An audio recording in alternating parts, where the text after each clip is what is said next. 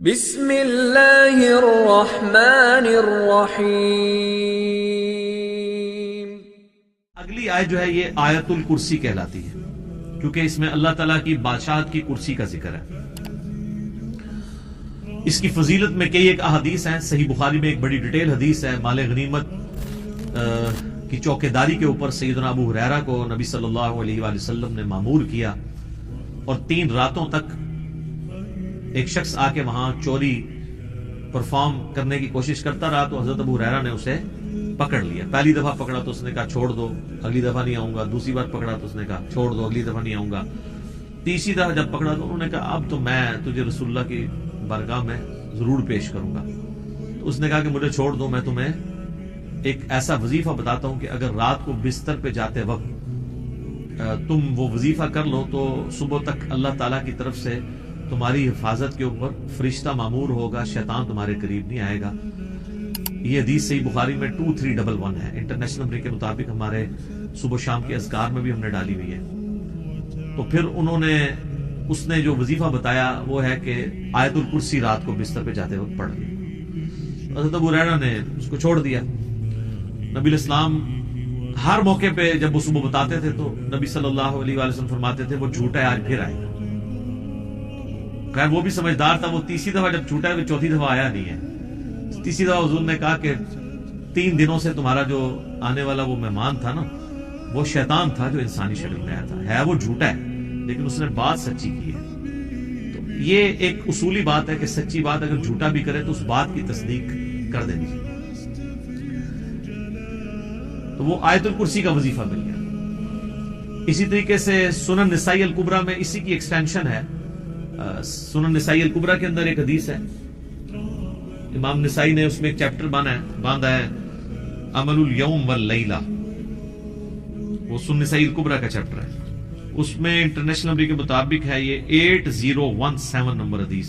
حاکم میں بھی موجود ہے اس کا کچھ حصہ 2064، کہ جو شخص صبح کے وقت آیت الکرسی پڑھ لے شام تک وہ اللہ کی حفاظت میں رہتا ہے، شیاطین سے، جنات سے، اور جو شام کے وقت ایک دفعہ آیت الکرسی پڑھ لے صبح تک حفاظت رہتا ہے۔ تو یہ اللہ کا شکر ہے کہ جو لوگ فجر اور مغرب کی نماز پڑھ رہے ہیں وہ آٹومیٹکلی آیت الکرسی پڑھ لیتے ہیں۔ اب جس نے فرض نماز کے بعد آیت الکرسی پڑھ لی ہے نا، اسے دوبارہ سے یہ ذکر کرنے کی ضرورت نہیں ہے، وہ اس میں امپلائڈ ہے، وہ شامل ہے۔ دوبارہ کر لیتا تو بہت اچھی بات ہے۔ اور ایک اور فضیلت ہے جو سنن نسائی الکبریٰ میں ہی ہے، 9928 نمبر حدیث ہے، اسی عمل الیوم واللیلہ چیپٹر میں، کہ جو شخص نماز فرض ادا کرنے کے بعد نماز فرض آیت الکرسی پڑھ لے گا وہ مرتے ہی جنت میں داخل، لیکن اس میں نماز شرط ہے۔ تو یہ بھی ایک فضیلت ہے اس اعتبار سے۔ اس کی ایک ضعیف سند بھی ہے سنن کبریٰ البیہقی میں مولا علی سے، اس میں الفاظ یہ ہیں کہ وہ آیت الکرسی کسی سے گفتگو کرنے سے پہلے پڑھ لے، لیکن جو سنن نسائی الکبریٰ میں صحیح سند ہے اس میں الفاظ نہیں ہے۔ لیکن اس طرح کی جو ضعیف روایتیں ہیں نا، جب صحیح احادیث کو سپورٹ کر رہی ہوں نا تو اسی کو فالو کرنا چاہیے۔ کوشش یہی کرنی چاہیے کہ بغیر گفتگو کیے سلام پھیرتے ہی آیت الکرسی پڑھ لی جائے۔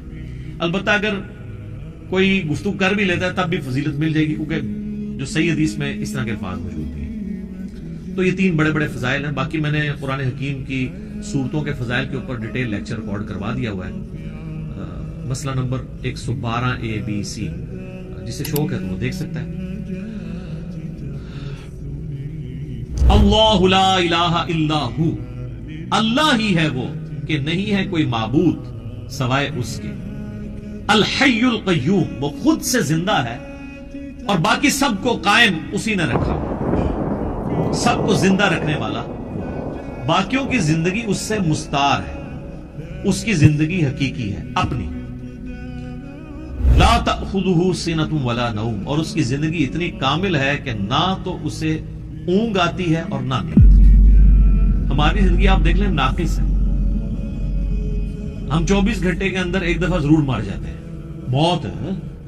موت نیند کی بہن ہے نا، اسی لیے آپ دیکھیں آپ کو جو رات کو سونے کی دعا سکھائی گئی ہے صحیح بخاری میں، اللہم بسمک اموت و احیا، اور اللہم باسمک اموت و احیا، دونوں الفاظ درست ہیں۔ تیرے نام سے زندہ ہوتا ہوں اور مرتا ہوں۔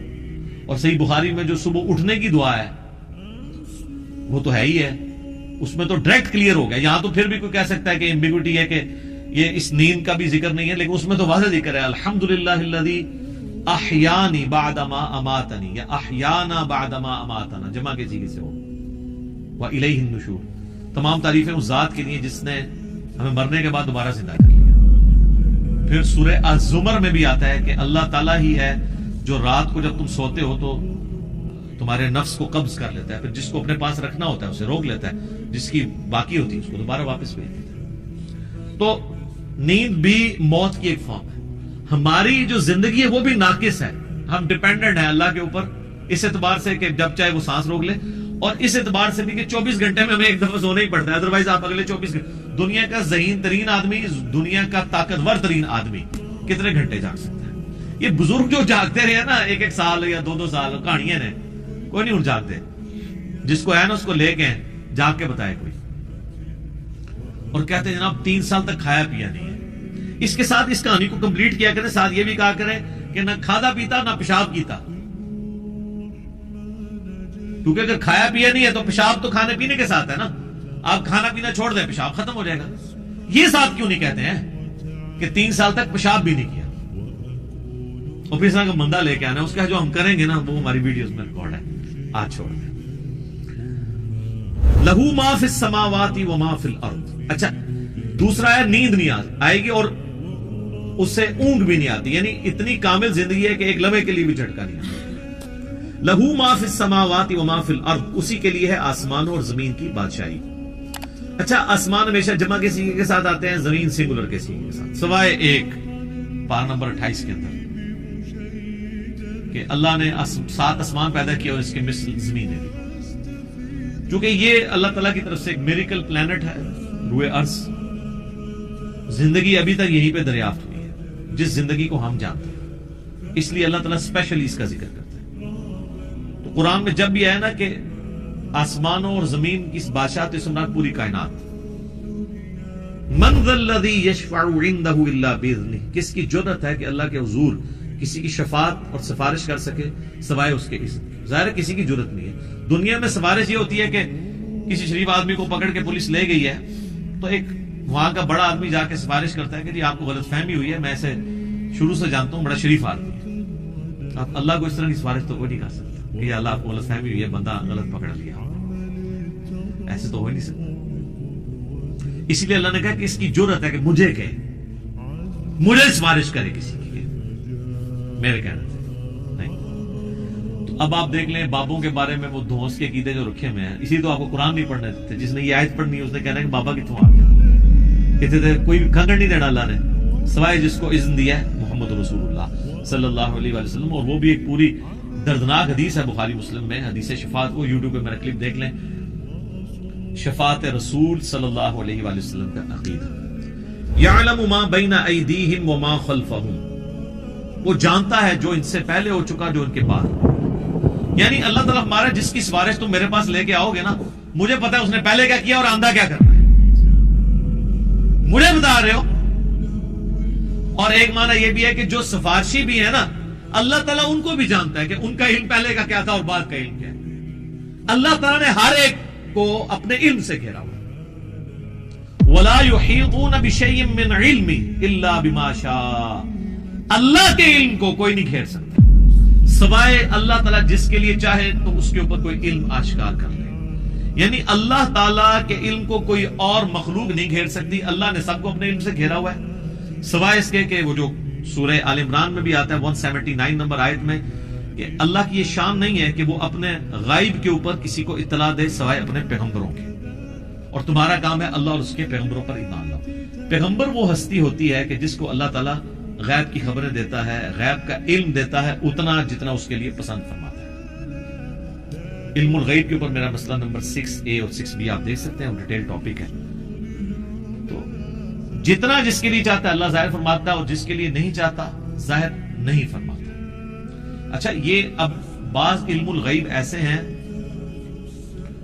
جو اللہ تعالیٰ نے انبیاء کرام کو دیے, اور بعض یہ ہیں جو ہمارے اعتبار سے وہ آپ سمجھ لیں ان سین علم ہے, لیکن چونکہ وہ فزیکل ورلڈ کے ساتھ تعلق رکھتے ہیں اس لیے ہم اس کو علم الغیب کا لفظ تو نہیں بول سکتے لیکن چھپے علوم ہیں، جیسے سائنٹیفک جو بڑے بڑے راز ہیں اس کائنات کے، وہ لوگوں نے دریافت کیے. میگنیٹک فیلڈ کا دریافت کرنا، کمپاس بنا لینا. فیراڈے نے آج سے 200-300 سال پہلے ہی ہوا نا بجلی والا معاملہ. دنیا میں بجلی آئے ہوئے میکسیمم 150 سال گزرے، اس سے پہلے بجلی نہیں تھی. تو ایک انسان پہ اللہ نے راز کھولا ہے نا کہ اگر کسی کنڈکٹر کو میگنیٹک فیلڈ کے اندر موو کیا جائے تو اس میں وولٹیج پیدا ہو جاتی ہے، ای ایم ایف ریڈیوس ہو جاتی ہے. یہ فیراڈے کو اللہ نے راز سمجھا دیا. نیوٹن کو کئی ایک چیزیں باتیں سمجھا دی، آئنسٹائن کو سمجھا دی. تیل زمین سے نکلایا، گھڑی بنا لی، اتنی ساری چیزیں ہیں، جہاز بنا لیے، جیٹ انجن بنا لیے. تو یہ اس کائنات کے راز اللہ تعالیٰ لوگوں پہ کھولتا ہے.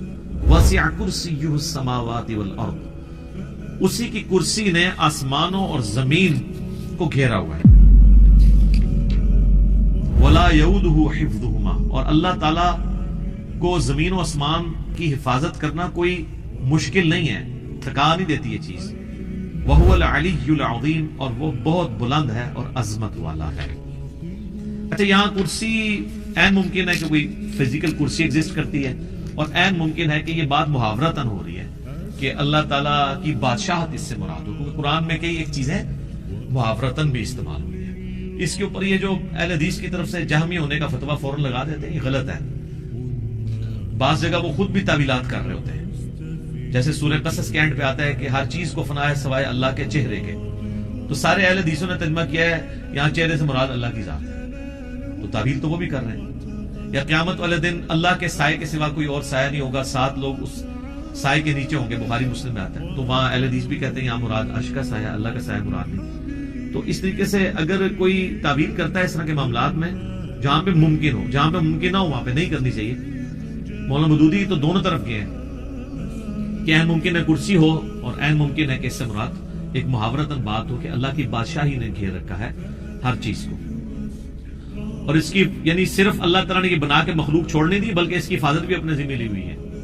اور وہ ایسی حفاظت نہیں ہے کہ کوئی اللہ تعالیٰ کو مصروف ہو گیا کہ اتنی مخلوقات پیدا کر کے اب کیا کرے گا، وہ ایسا نہیں ہے. بلکہ وہ اللہ تعالیٰ نے پہ کوئی گرا نہیں ہے اس کی. وہ تو سورۃ الانعام میں آیا کہ زمین کی گہرائیوں میں کوئی دانہ نہیں پھوٹتا، نہ زمین کے اوپر نہ سمندروں میں کوئی پتا بھی گرتا ہے مگر اس کے علم سے. اور اتنا کامل علم ہے کہ اللہ نے یہ سب کچھ ہونے سے پہلے لوح محفوظ میں لکھ لیا. تو ایک ڈیٹیل ٹاپک ہے. وَهُوَ الْعَلِيُّ الْعَظِيمُ، اور وہ بلند ہے اور عظمت والا ہے. اب یہاں پہ ایک اللہ کا نام بھی آ گیا علی. علی یون تو مخلوق میں کسی کا نام ہو سکتا ہے. یہ ہے العلی، جب الف لام سے ہوگا تو دی علی خاص ہو جائے گا. رحمان تو کوئی بھی ہو سکتا ہے، الرحمان اللہ ہے. رؤوف کوئی بھی ہو سکتا ہے، نبی اسلام کے لیے آئے بالمؤمنین رؤوف الرحیم. لیکن الرؤوف اور الرحیم اللہ ہے. صرف رؤوف اور رحیم سورہ التوبہ کی آخری آیات میں نبی اسلام کے لیے دیا ہے. تو یہاں پہ بھی علی سے مراد بلند، عظمت، یعنی اللہ تعالیٰ اپنے عرش پہ مستوی ہے جیسا کہ اس کی شان کے لائق ہے، اور اپنی شان کے اعتبار سے بھی بلند ہے. تو اب یہ آیت الکرسی پہ تو گھنٹوں بولا جا سکتا تھا. میں نے اتنا حصہ کور کیا جتنا ایک عام بندے کی ضرورت ہے، کیونکہ آپ سمجھیں کہ قرآن حکیم میں جتنی بھی آیات اللہ تعالیٰ کی اسماء و صفات کے اعتبار سے یا اس کی قدرتوں اور شانوں کے اعتبار سے آئیں گی، آلموسٹ ان کی جڑ جو ہے وہ آیت الکرسی کے اندر موجود ہے. تو یہ اس پہ تو گھنٹوں بولا جا سکتا ہے، لیکن جتنی میں نے اجمالاً اس کی تفسیر بیان کر دی ہے اس تفسیر کلاس کے اندر اتنی کافی ہے. باقی تو جیسے جیسے اللہ تعالیٰ کی شانوں کا ذکر بیچ میں آتا چلا جائے گا وہ انشاءاللہ تعالیٰ ہم اس کو کور کرتے جائیں گے.